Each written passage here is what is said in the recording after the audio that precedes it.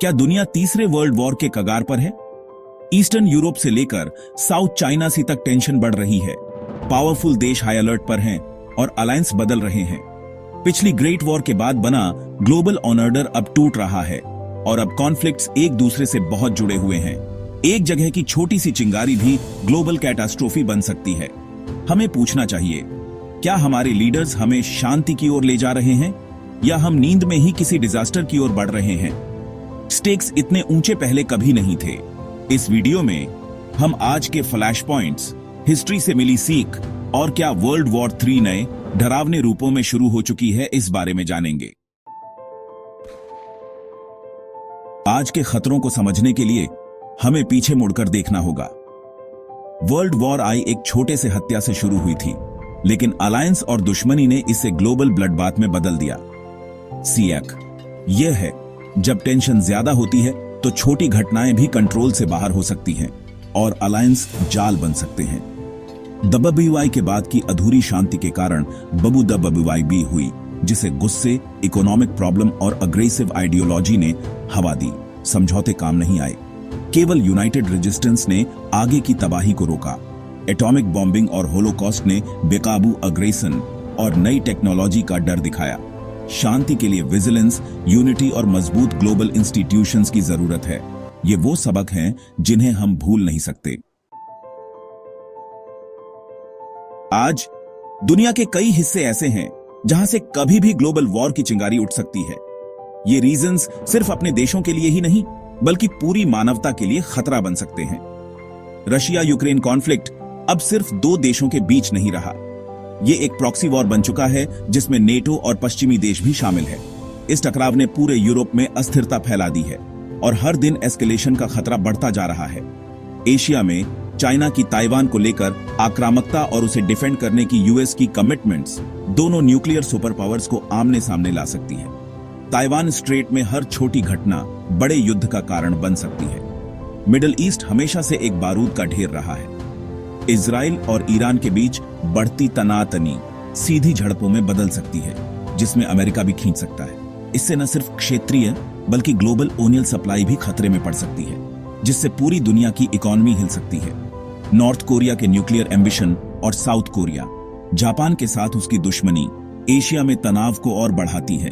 वहीं इंडिया और पाकिस्तान के बीच पुराना विवाद न्यूक्लियर टकराव का खतरा हमेशा बनाए रखता है। इन सभी हॉटस्पॉट्स में एक छोटी सी मिसकैलकुलेशन या गलतफहमी बड़ी ताकतों को सीधा टकराव के रास्ते पर ला सकती है। इससे दुनिया भर में कॉन्फ्लिक्ट की लहर दौड़ सकती है, जिसका असर हर इंसान पर पड़ेगा। आज की दुनिया दुश्मनों और जटिल रिश्तों का एक जाल है। यहाँ एक छोटी सी चिंगारी भी पूरी दुनिया को आग में झोंक सकती है। इन फ्लैश पॉइंट्स को समझना और उन पर नजर रखना डिजास्टर को रोकने और शांति बनाए रखने के लिए बेहद जरूरी है। जागरूकता ही सबसे बड़ा हथियार है। एक तीसरा वर्ल्ड वॉर पहले जैसा नहीं होगा। अब युद्ध के मैदान में साइबर स्पेस और आउटर स्पेस भी शामिल हैं। Cyber attacks power grid, bank और कम्युनिकेशंस को गोली चलने से पहले ही खराब कर सकते हैं। AI पावर्ड ड्रोन और ऑटोनॉमस वेपन्स वॉर को तेज और कम ह्यूमन बनाते हैं, जिससे एथिकल दिक्कतें खड़ी होती हैं। हाइपरसोनिक मिसाइलें और एंटी सैटेलाइट वेपन्स चेतावनी का समय कम करते हैं और ग्लोबल इंफ्रास्ट्रक्चर को खतरा पैदा करते हैं। Information warfare, deep fake, propaganda और सोशल मीडिया मैनिपुलेशन अंदर से ही सोसाइटी को अस्थिर कर सकते हैं। इस नए दौर में हर नागरिक फ्रंट लाइन पर है और सच्चाई खुद खतरे में है। मॉडर्न वॉरफेयर अदृश्य, लगातार होने वाला और पहले से ही चल रहा है। वर्ल्ड वॉर 3 कैसे शुरू हो सकती है?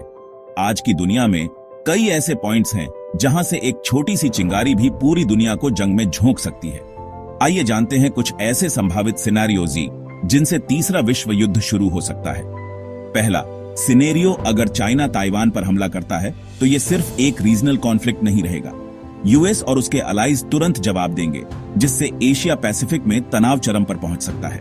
इसी बीच रशिया यूरोप में एस्केलेट करने का मौका ले सकता है, जिससे 2 बड़े मोर्चों पर जंग छिड़ सकती है। दूसरा सिनेरियो, अगर इजराइल ईरान के न्यूक्लियर साइट्स पर हमला करता है तो मिडिल ईस्ट में हालात और बिगड़ सकते हैं। ईरान जवाबी हमला करेगा, जिससे पूरे क्षेत्र में युद्ध फैल सकता है। यूएस इसमें शामिल हो सकता है और हालात और भी गंभीर हो सकते हैं। रशिया और चाइना ईरान का खुलकर सपोर्ट कर सकते हैं, जिससे ये लड़ाई सुपर पावर की जंग बन सकती है। तीसरा सिनेरियो, अगर रशिया किसी नेटो मेंबर पर हमला करता है तो नेटो की ट्रीटी के हिसाब से पूरे यूरोप में वॉर छिड़ सकती है, जिसमें कई देश शामिल होंगे। चौथा सिनेरियो, इंडिया में एक बड़ा टेररिस्ट अटैक हो जाए और अगर उसका लिंक पाकिस्तान से जुड़ता है तो साउथ एशिया में तनाव न्यूक्लियर लेवल तक पहुंच सकता है। ये न्यूक्लियर कॉन्फ्लिक्ट में बदल सकता है, जिससे पूरी दुनिया खतरे में आ जाएगी। ऐसे में चाइना और यूएस भी इस जंग में खींच सकते हैं और हालात बेकाबू हो सकते हैं। हर सिनेरियो लोकल लेवल पर शुरू होता है, लेकिन आज की इंटरकनेक्टेड दुनिया में ये बहुत जल्दी इंटरनेशनल बन जाता है। अलायंस, दुश्मनी और पुराने विवादों के कारण एक छोटी घटना भी ग्लोबल वॉर का कारण बन सकती है। आज मिसकैलकुलेशन और गलतफहमी का रिस्क पहले से कहीं ज्यादा है। दुनिया एक छोटी सी गलती या गलत फैसले से कैटास्ट्रोफी से सिर्फ एक कदम दूर है। इसलिए डिप्लोमेसी और समझदारी आज पहले से कहीं ज्यादा जरूरी है। अगर वर्ल्ड वॉर 3 छिड़ती है तो तबाही अकल्पनीय होगी।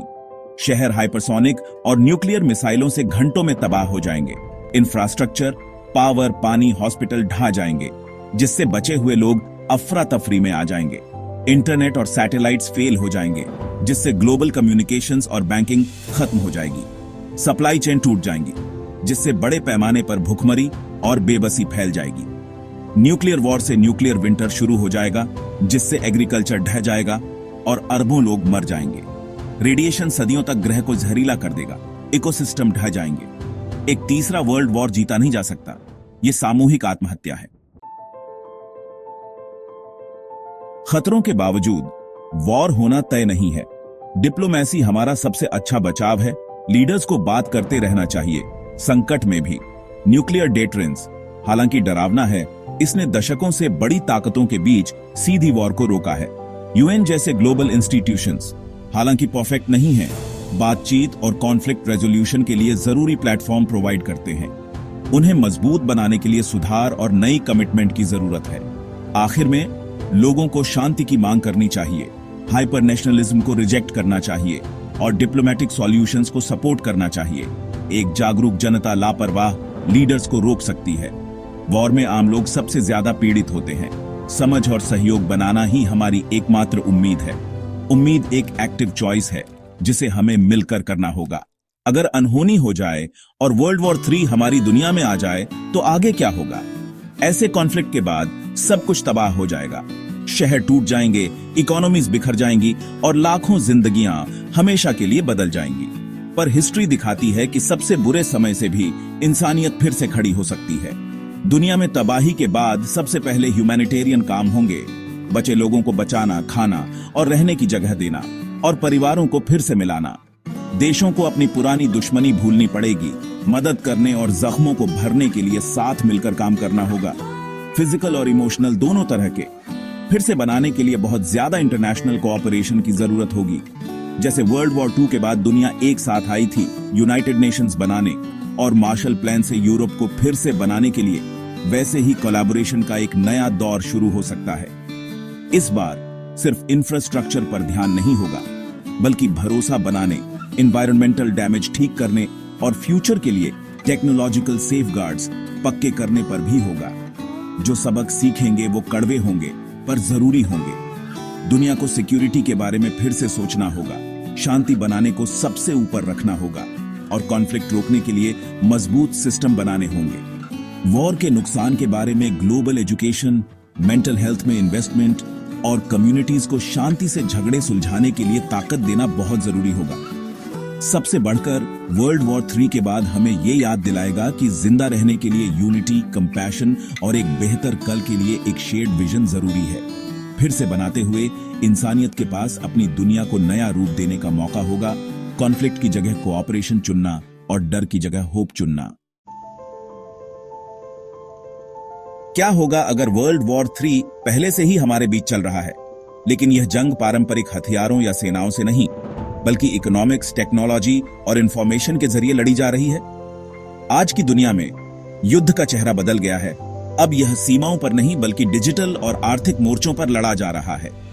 ट्रेड वॉर, सैंक्शंस और टेक्नोलॉजी में डोमिनेंस की लड़ाई बिना किसी गोलीबारी के देशों को आर्थिक रूप से कमजोर कर रही हैं।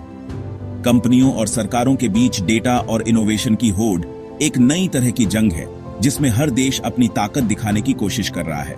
साइबर अटैक्स, डेटा चोरी और डिसइंफॉर्मेशन कैंपेन अब हथियार बन चुके हैं, जो सोसाइटीज को अस्थिर करते हैं और लोगों के बीच विश्वास को कम करते हैं। सोशल मीडिया पर फैलती अफवाहें और झूठी खबरें समाज को बांटने का काम कर रही हैं। आज की जंग हमारे फोन, हमारे दिमाग और हमारी इकोनॉमी के अंदर लड़ी जा रही है। हर व्यक्ति, चाहे वह कहीं भी हो, इस अदृश्य युद्ध का हिस्सा बन चुका है, जहां हर क्लिक और हर सूचना मायने रखती है। इंडिया और बाकी देशों के लिए यह ग्रे जोन कॉन्फ्लिक्ट एक बड़ी चुनौती है, लेकिन साथ ही एक मौका भी है कि हम एक स्टेबलाइजिंग फोर्स बने और दुनिया में संतुलन बनाए रखें। हमें अपनी डिफेंस को सिर्फ पारंपरिक तरीकों से नहीं, बल्कि साइबर, इकोनॉमिक और टेक्नोलॉजिकल स्तर पर भी मजबूत करना चाहिए। साथ ही ग्लोबल कोऑपरेशन और विश्वास बढ़ाने के लिए मिलकर काम करना जरूरी है। भविष्य अनिश्चित है, लेकिन अगर हम सहयोग और संवाद को प्राथमिकता दें तो हम इस नए दौर की चुनौतियों का सामना कर सकते हैं। सिर्फ कॉन्फ्लिक्ट नहीं, बल्कि मिलकर काम करना ही हमें सुरक्षित रख सकता है। असली लड़ाई सभी इंसानियत के लिए एक शांतिपूर्ण साझा भविष्य के लिए है, जहां हर कोई सुरक्षित, खुशहाल और एकजुट रह सके।